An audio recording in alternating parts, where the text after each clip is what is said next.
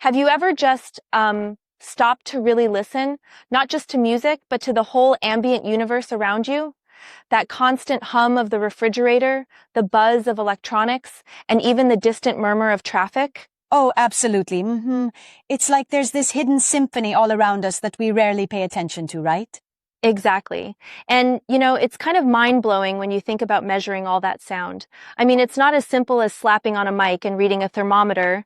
Right. It's an intricate dance involving, precision instruments, strict standards, and some seriously futuristic tech. Now, this whole journey starts with acoustical engineering, the art and science of sound and vibration. It's like detailing everything from the sound pressure level to intensity and power. And believe it or not, every decibel counts. Yep. And that's where those sound level meters come in. A proper SLM isn't your everyday gadget. It's a precision instrument built for nuance. Exactly. Right. And then you've got these international standards like IEC 61672 that define measurable quality.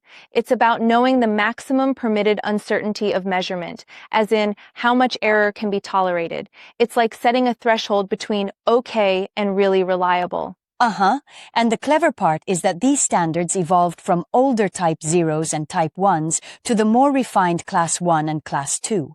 It's almost like upgrading from a flip phone to a smartphone for sound measurement.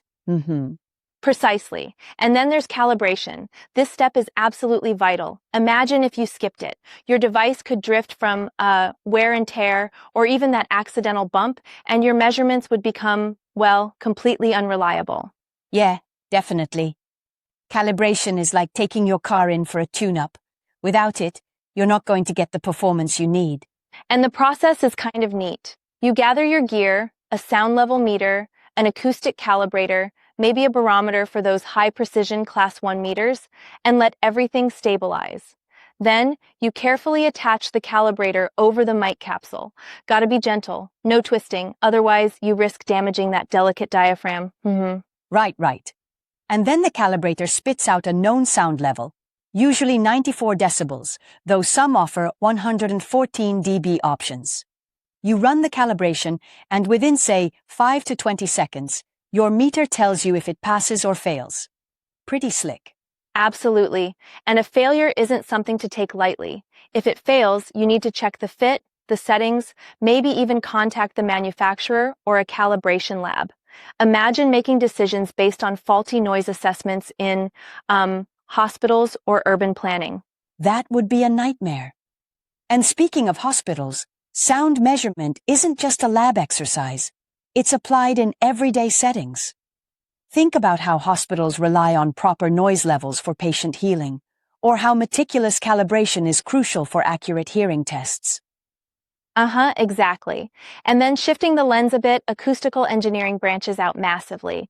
You've got architectural acoustics for buildings, bioacoustics exploring animal sound communication, electroacoustics for consumer devices like your phone, environmental noise control, and even musical acoustics.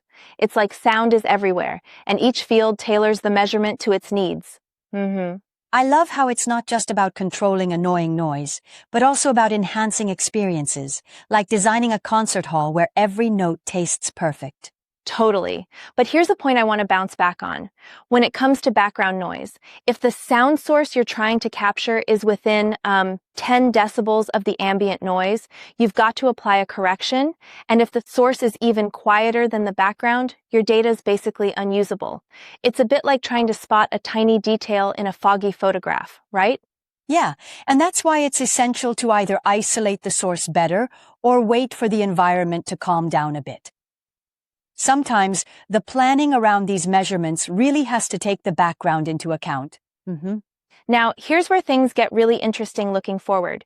Advanced techniques, like using intelligent sensors with hyperdimensional computing on the edge, this is cutting-edge stuff, literally. It's like performing complex processing right where the sound is picked up without sending gigabytes of data off to the cloud. Absolutely.